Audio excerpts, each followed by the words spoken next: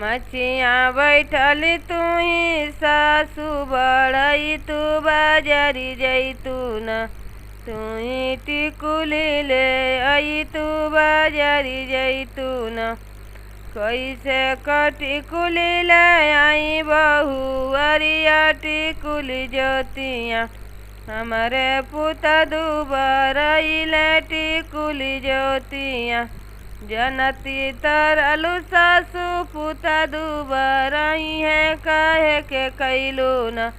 अपनी पुता कबियाहवा काहे के कैलू न मचिया बैठली तुई गोतिनी बढ़ई तू बाजारी जैतून हमके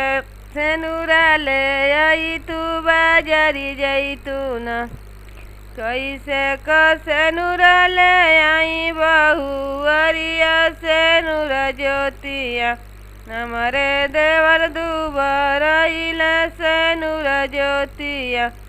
जनती तरलु गोतिन देवर दुबरई है काहे के कैलू न अपनी देवर का बियाहवा काहे के कैलू न।